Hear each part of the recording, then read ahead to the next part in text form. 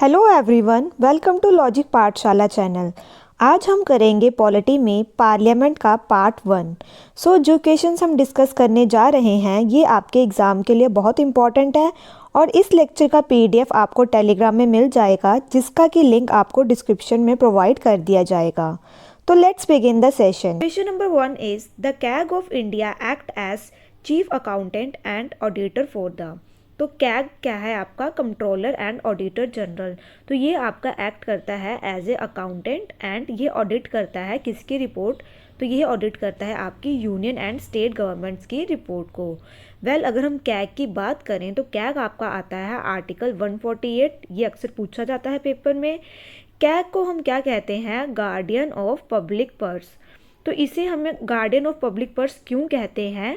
क्योंकि इन्हें consolidated fund, contingency fund और पब्लिक अकाउंट फंड की जानकारी होती है। और जब कैग काम करता है, जब वह सेंटर में काम कर रहा हो, तो वह अपनी रिपोर्ट प्रेसिडेंट को देता है और प्रेसिडेंट वह अपनी रिपोर्ट आगे किन्हें देती है? पब्लिक अकाउंट कमेटी को, जो कि उसके अंदर उसे पूरा देखती है और फिर वह आपकी पार्लियामेंट में जाती है। स्टेट में अगर बात करें तो कैग अपनी रिपोर्ट देगा गवर्नर को और फिर वह जाएगी आपकी असेंबली में। अगर प्रेसिडेंट या गवर्नर कैग को कहें कि वह लोकल बॉडीज़ के भी ऑडिट कर दें, तो लोकल बॉडीज़ माने कि पंचायत या म्यूनसिपैलिटीज़, तो वह भी कर देता है। और जो आपका कैग है, इन्हें अपॉइंट कौन करता है? तो इन्हें आपका अपॉइंट करते हैं प्रेसिडेंट जी। और इनका कितने देर का कार्यकाल होता है? 6 साल का और 65 ईयर्स का। ठीक है। Question number 2 is sovereignty of Indian parliament is restricted by. तो भारतीय संसद की संप्रभुता किसके द्वारा प्रतिबंध है? तो वह ये किसके द्वारा है इनकी रिस्ट्रिक्शन? तो सोवरेनिटी जैसे कि आपकी आज़ादी या फ्रीडम, तो ये है आपकी जुडिशियल रिव्यू द्वारा। अगर हम बात करें इसकी, आपके जुडिशियल रिव्यू हो गया, फंडामेंटल राइट्स हो गया और फेडरलिज्म हो गया। तो इसमें क्या है कि जो सॉवरेनिटी है हमारे इंडियन पार्लियामेंट को, उसके ऊपर क्या करा हुआ है? वह रिस्ट्रिक्टेड है। Question number 3 is in what ways does the Indian parliament exercise control over the administration. तो आपने ये बताना है कि भारतीय संसद प्रशासन पर किन तरीकों से नियंत्रण रखती है। तो आपके पास 4 ऑप्शंस है, आप इन्हें एक बार देख लीजिए। तो वह किन तरीकों से रखती है? तो वह रखती है आपकी थ्रू अ पार्लियामेंट्री कमेटीज़। तो ये अलग अलग तरह की कमेटीज़ बनाई जाती है जो कि इनके ऊपर क्या करती है? अपना कंट्रोल करती है। तो जैसे कि आपकी कमेटीज़ हैं, एस्टीमेट कमेटी हो गई, पब्लिक अकाउंट कमेटी हो गई, बिजनेस एडवाइजरी कमेटी हो गई। ठीक है। तो अलग अलग तरह की कमेटीज़ बनाई गई है जिनके द्वारा हम, जो इंडियन पार्लियामेंट है, वह अपना ये कंट्रोल करती है किसके ऊपर? एडमिनिस्ट्रेशन के ऊपर। Question number 4 is how is Rajya Sabha dissolved. तो जो आपकी राज्यसभा है ये कैसे डिसॉल्व होती है? तो आपके पास 4 ऑप्शंस है, आप इन्हें एक बार देख लीजिए। अगर हम राज्यसभा की बात करें तो पहले तो ये आपका कौन से आर्टिकल में आता है? आर्टिकल 80 में आता है। और जो राज्यसभा है ये आपका परमानेंट हाउस है। तो परमानेंट हाउस का मतलब क्या हो गया कि यह आपकी कभी भी डिसॉल्व नहीं होती। तो इसमें आपका क्या आंसर रहेगा? Option number D. अगर हम बात करें आपके लोकसभा की, और ये है आपका राज्यसभा, ये आ गया आपका सेंटर में। और अगर हम स्टेट में बात करें तो आपकी होती है स्टेट लेजिस्लेटिव असेंबली और विधानसभा कहते हैं जिसे, और इन्हें क्या कहते हैं हम? विधान परिषद। तो जो आपकी ये वाली है, इनका टेन्योर कितनी देर का होता है? तो ये होता है आपका 5 ईयर्स का। और ये होती है आपके परमानेंट हाउस। अगर हम अबोलिश की बात करें तो आपका जो विधान परिषद है, इसे हम अबोलिश कर सकते हैं। लेकिन इसे जो अबोलिश करता है वह कौन कर सकता है? वह पावर किसके पास है? आपके पार्लियामेंट के पास है। और वह कौन से आर्टिकल में आती है? आपके आर्टिकल 169 में। तो ये पेपर में पूछा गया है कि विधान परिषद को कौन अबॉलिश कर सकता है? तो वे है आपकी पार्लियामेंट। लेकिन जब वह बिल पास होगा तो वह आपके स्टेट में पास होगा। उसके बाद ये जो पावर है अबॉलिश करने की, तो वे आपकी पार्लियामेंट में है। तो आप मुझे कमेंट बॉक्स में बताएंगे कि हमारे इंडिया में कितनी स्टेट्स है जहाँ पे आपको लेजिस्लेटिव काउंसिल देखने को मिलती है।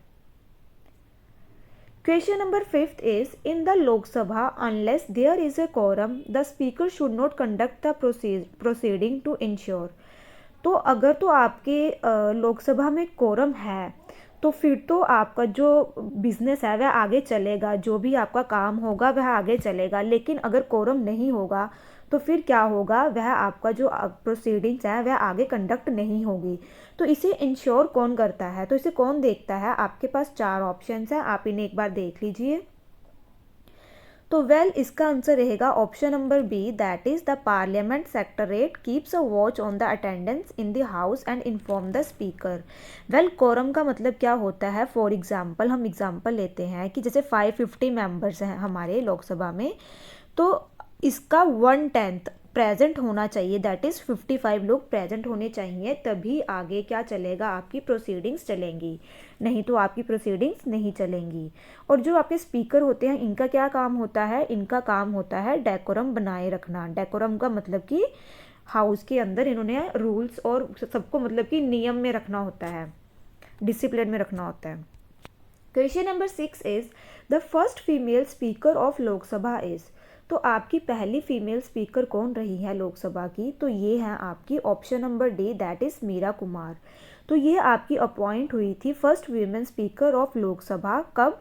From 2009 to 2014। और उस टाइम पे कौन सी चल रही थी आपकी लोकसभा? 15th लोकसभा।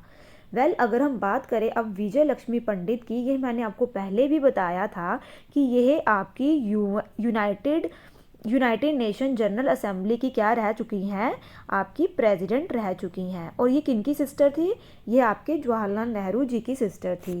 सुचेता कृपलानी की बात करें तो ये आपकी फर्स्ट फीमेल सीएम रही है, किसकी? यूपी की। तो ये है आपका first female speaker of Lok Sabha. Question number 7 is, consider the following statements. तो आपकी ये 2 स्टेटमेंट्स हैं, आपने ये बताना है कि इनमें से करेक्ट कौन सी है। पहली स्टेटमेंट की बात करें तो इसमें क्या लिखा है? Salary and allowances of speaker of Lok Sabha are charged on the consolidated fund of India. तो ये बिल्कुल ठीक है। जो आपके सैलरीज हैं, प्रेसिडेंट हो गया, वाइस प्रेसिडेंट हो गया, जजेस हो गए, डिप्टी चेयरमैन हो गए, तो ये सबकी कहाँ पे आपको देखने को मिलती है? ये आपकी होती है कंसोलिडेटेड फंड ऑफ इंडिया से चार्ज होती है। तो जो कंसोलिडेटेड फंड ऑफ इंडिया है ये आता है आपका आर्टिकल 266 में। बात करें अगर हम सेकंड पॉइंट की, तो इसमें क्या लिखा है? In the warrant of precedence the speaker of Lok Sabha rank higher than all union cabinet minister other than prime minister. तो इनका मतलब ये है कि जो स्पीकर है आपका लोकसभा का, इसका जो मतलब अगर हम देखें प्रायोरिटी प्रेसिडेंस देखें तो सबसे ऊपर आएगा आपका, मतलब प्राइम मिनिस्टर से इनका नीचे है। लेकिन जो अदर मिनिस्टर्स हैं जैसे डिफेंस मिनिस्टर हो गया, आपके फाइनेंस मिनिस्टर हो गए, उनसे इनका ऊपर है। तो यह भी आपका ठीक है। तो ये आपके दोनों पॉइंट ठीक हुए। तो इसका आंसर रहा ऑप्शन नंबर सी। अगर हम देखें तो सबसे फर्स्ट जो पोस्ट आती है वह आती है प्रेसिडेंट, फिर आती है वाइस प्रेसिडेंट, फिर आती है आपकी प्राइम मिनिस्टर।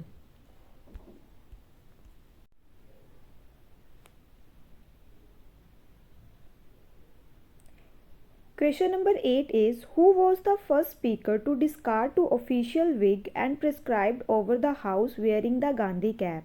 तो आपने ये बताना है कि कौन से आपके स्पीकर थे जिन्होंने की आधिकारिक विग को त्यागने वाले और गांधी टोपी पहनने वाले सदन को निर्धारित करने वाले पहले अध्यक्ष कौन थे?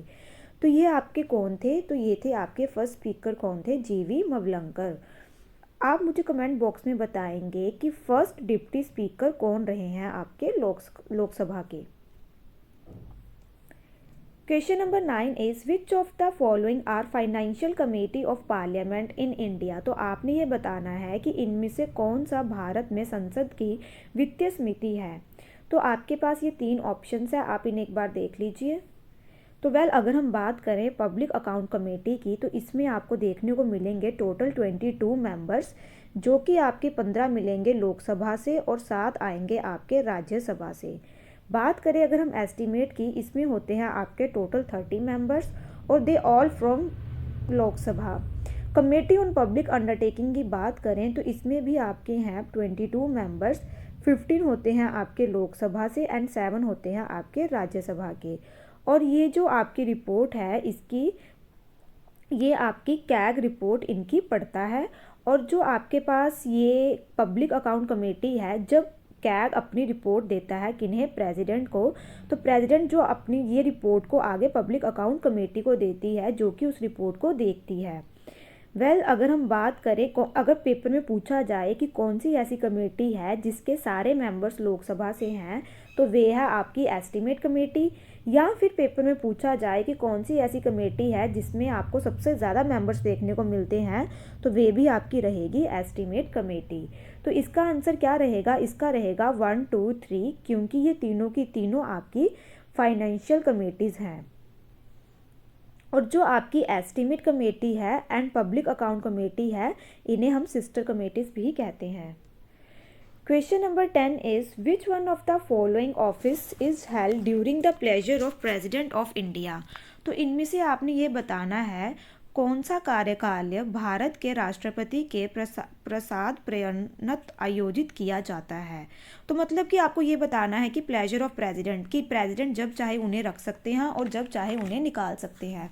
तो वह कौन से हैं? तो वे हैं आपके option number C, that is governor of state.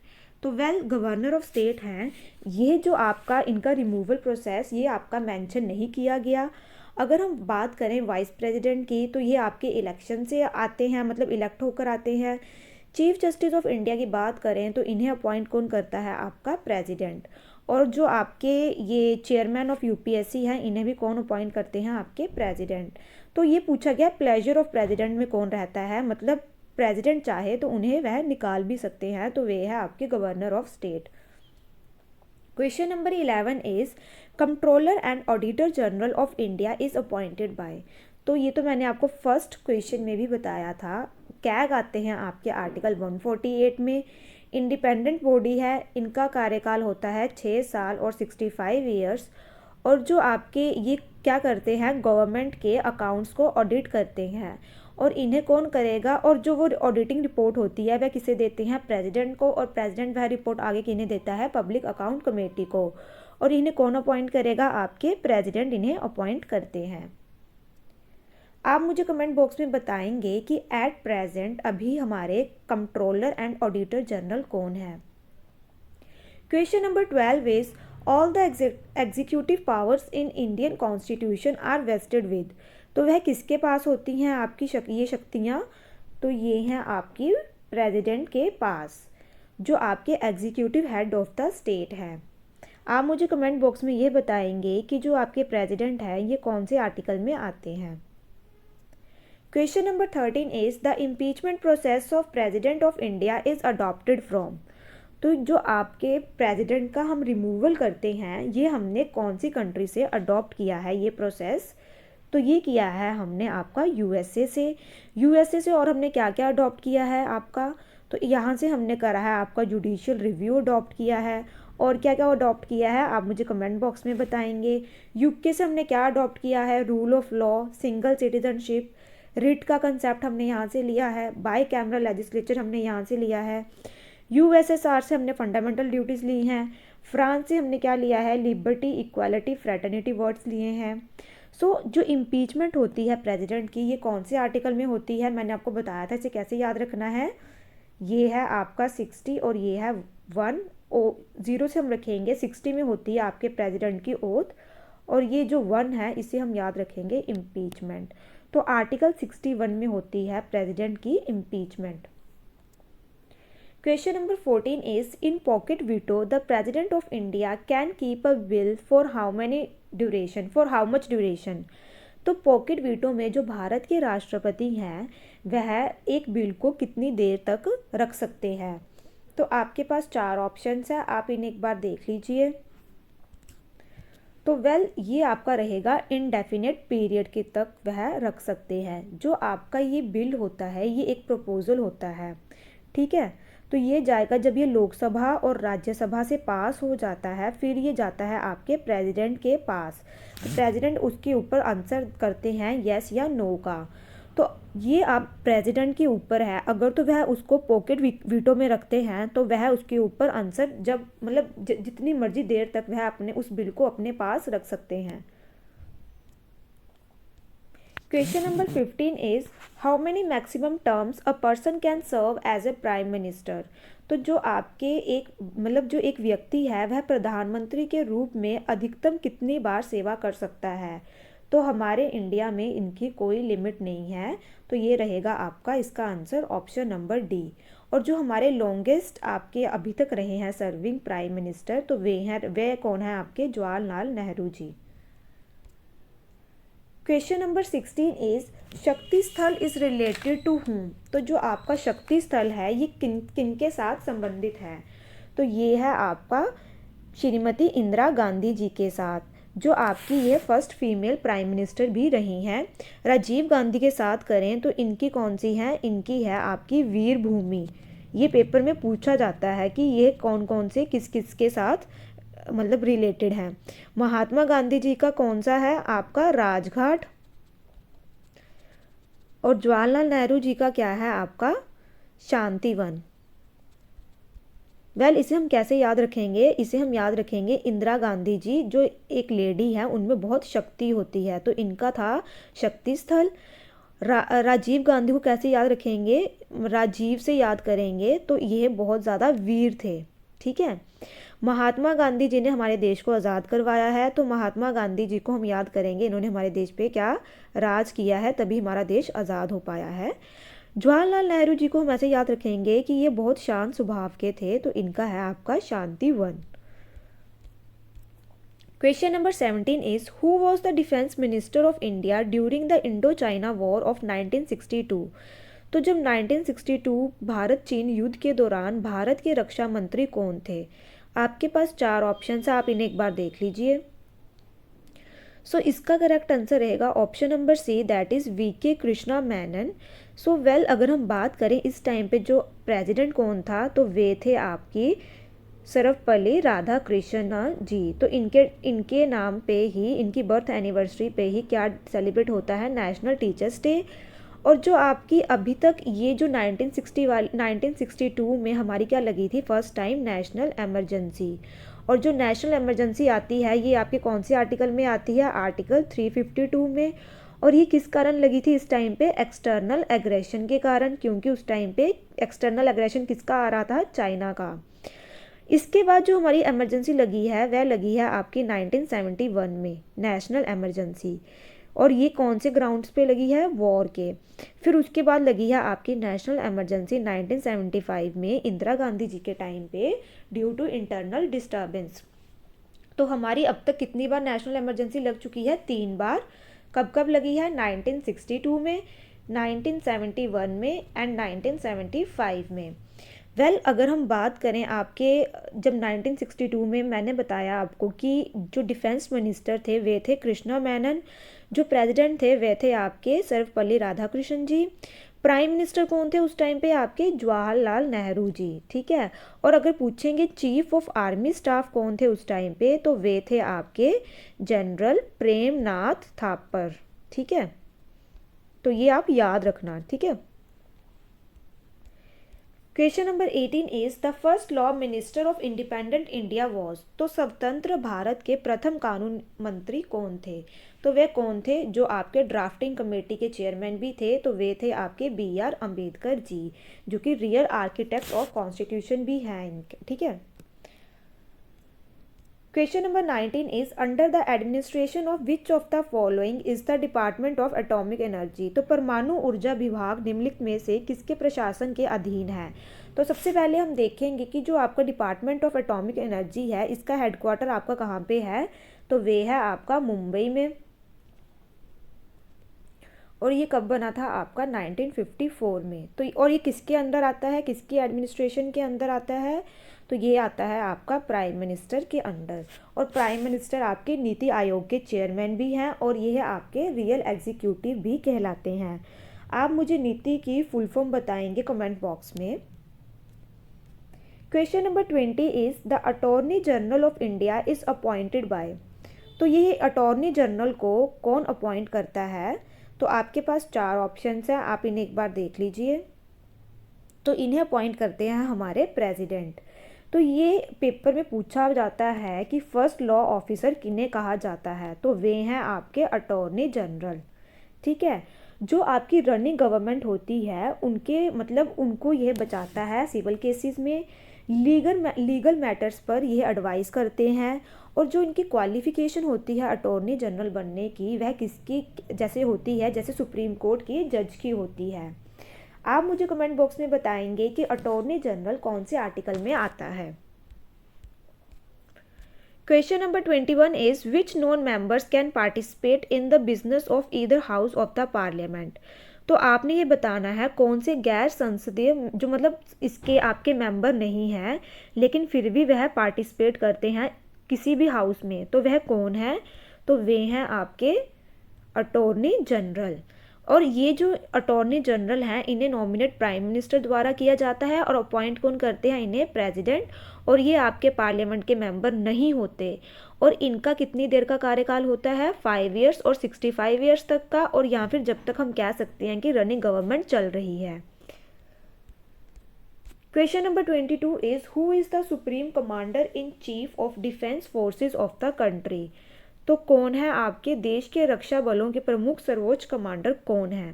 तो आपके पास 4 ऑप्शंस हैं, आप इन्हें एक बार देख लीजिए। तो वे हैं आपके प्रेसिडेंट। वेल अगर हम बात करें डिफेंस फोर्सेस की तो इसमें आपके क्या क्या आती है, आर्मी आती है, ठीक है, नेवी आती है एंड एयरफोर्स आती है। तो इन सब के जो सुप्रीम कमांडर हैं वे कौन हैं, आपके प्रेसिडेंट। आप मुझे कमेंट बॉक्स में बताएंगे कि इस टाइम पे इन सब के हेड कौन है, ठीक है। Question number 23 is the attorney general of India has the power to appear in. तो जो आपके अटॉर्नी जनरल हैं इंडिया के, तो इनके पास पावर है, ये कहाँ पे अपीयर हो सकते हैं। तो ये आपके किसी भी court, any court of law में जा सकते हैं, ठीक है। तो इसका आंसर रहेगा ऑप्शन नंबर डी। और एक चीज़ और याद रखें, ये प्राइवेट प्रैक्टिस भी कर सकते हैं, ठीक है, बट ये है कि इन्होंने अपने गवर्नमेंट के अगेंस्ट कोई केस नहीं लड़ सकते। Question number 24 is Chinese parliament is known as. तो चीनी संसद के रूप में जाना जाता है, आप बताएंगे। तो ये 4 ऑप्शंस हैं, क्या कहते हैं हम चाइना के पार्लियामेंट को। तो वे कहते हैं नेशनल पीपल्स कांग्रेस। तो इसका आंसर रहेगा option number A. Question number 25 is who will decide the office of profit. तो ये आपका कौन डिसाइड करता है। तो आप पहले जानेंगे कि ऑफिस ऑफ प्रॉफिट क्या है। तो ऑफिस ऑफ प्रॉफिट क्या होता है, जैसे कि आपके एमपी और एमएलए होते हैं, इन्हें जैसे गवर्नमेंट की तरफ से क्या मिलती है, सैलरी मिलती है। तो इसके अलावा इन्हें कोई किसी और जगह से ये अदर बेनिफिट्स ना लें, उसे हम कहते हैं ऑफिस ऑफ प्रॉफिट। तो अगर इन केस ये किसी और जगह से भी बेनिफिट लेते हैं तो इन्हें क्या कर दिया जाता है, डिस्क्वालीफाई कर दिया जाता है। तो ये कौन डिसाइड करता है ऑफिस ऑफ प्रॉफिट। तो ये आपका डिसाइड करता है पार्लियामेंट। जो आपका ऑफिस ऑफ प्रॉफिट है ये इसके बारे में आपका कहीं पे भी मेंशन नहीं है, इवन आपके कॉन्स्टिट्यूशन और रिप्रेजेंटेशन ऑफ पीपल एक्ट 1951 में भी इसके बारे में नहीं लिखा। 6 is according to our constitution the Rajya Sabha. तो जो आपने ये बताना है, ये 4 ऑप्शंस हैं, इन्हें एक बार देख लीजिए। तो मैंने आपको बताया था कि जो आपकी राज्यसभा है ये आपकी कभी भी डिसॉल्व नहीं होती, ये आपकी परमानेंट हाउस है। राज्यसभा को काउंसिल ऑफ स्टेट्स भी कहा जाता है और इसे हम क्या कहते हैं, साथ में अपर हाउस भी कहा जाता है। तो ये है आपका, इसका आंसर रहेगा आपका option number D. Question number 27 is union budget is always presented first in. तो अब हम बात करेंगे आपके यूनियन बजट की। तो जो आपका यूनियन बजट है ये सबसे पहले कहाँ पे पेश किया जाता है। आपके पास 4 ऑप्शंस हैं, आप इन्हें एक बार देख लीजिए। ये आपका कहाँ पेश किया जाता है। तो ये आपका पेश होता है पहले लोकसभा में। सबसे पहले हम जानेंगे, बजट नाम की कोई भी चीज़ हमारे कॉन्स्टिट्यूशन में मेंशन नहीं है, इन्हें हम कहते हैं एनुअल फाइनेंशियल स्टेटमेंट, ठीक है। और ये आपके कौन सी उसमें आती है, ये आती है आपके आर्टिकल, ये पेपर में पूछा जाता है, तो ये आपका आर्टिकल 112 में आती है। और अगर हम मनी बिल की बात करें तो वह कौन से आर्टिकल में आती है। तो मनी बिल आपका आता है आर्टिकल 110 में। इसको याद रखना, यहाँ पे ओ है ना, तो 110 याद रखना। और एनुअल फाइनेंशियल स्टेटमेंट आपकी रहेगी किसमें, 112 आर्टिकल में। तो ये कहाँ पहले प्रेजेंट की जाती है, आपके लोकसभा में। Question number 28 is the state-wise allocation of seats in Lok Sabha is based on the 1971 census. Up to which year does this remain intact? तो मैंने ये आपको पहले भी बताया था कि जो लोकसभा में सीटों का जो ये इन्होंने फिक्स करी हुई एलोकेशन करी हुई है, तो ये कब तक इन्होंने फिक्स कर रखी हैं, तो ये रखी हैं आपकी फिक्स इन्होंने कर 2026 तक। ये हम देखेंगे आपका 84th अमेंडमेंट आई थी एक, जिसमें इन्होंने जो ये सीट्स कर दी थी 1991 के सेंसस के अकॉर्डिंग इन्होंने डीलिमिटेशन बना दी थी। 87th अमेंडमेंट में इन्होंने इसी डीलिमिटेशन को कौन से सेंसस के अकॉर्डिंग कर दिया था, 2001 के सेंसस के अकॉर्डिंग। और उन्होंने ये कहा था कि 2026 के बाद का जो सेंसस होगा उसी में लोकसभा की सीट्स हैं वह चेंज की जाएंगी। Question number 29 is financial bill of Indian government is presented in. तो यह आपका कहाँ पे प्रेजेंट किया जाता है, तो यह आपका किया जाता है option number B, that is lower house में। Question number 30 is the speaker of Lok Sabha can be removed from his office before the expiry of his term. तो जो लोकसभा के अध्यक्ष को उनके कार्यकाल की समाप्ति से पहले उनके पद से हटाया जा सकता है। तो ये आपके पास 4 ऑप्शन है, आप इन्हें एक बार देख लीजिए। तो इन्हें कैसे किया कर सकते हैं, इन्हें हटा सकते हैं इफ़ेक्टिव मेजॉरिटी के साथ। तो इफ़ेक्टिव मेजॉरिटी क्या होती है आपकी, फॉर एग्ज़ाम्पल अगर 100 मेंबर्स हैं टोटल हमारे लोकसभा में, तो इसमें से अगर 40 लोग अपनी सीट वेकेंट कर देते हैं, रिज़ाइन देते हैं, तो 60 बचे। इस 60 का half plus 1 that is 31 members की क्या होनी चाहिए, मंजूरी होनी चाहिए। और हम किन्हें हटा सकते हैं, लोकसभा के स्पीकर को। आप मुझे कमेंट बॉक्स में बताएंगे एट प्रेजेंट कौन से अभी हमारे लोकसभा स्पीकर कौन है और वह कौन से नंबर वाले लोकसभा स्पीकर हैं। अब हम कर लेते हैं क्वेश्चंस। इनका आंसर आप मुझे कमेंट बॉक्स में करेंगे। Question number 1 is who administer the oath of office to the president. Question number 2 is who exercise the actual executive power under the parliament form of government.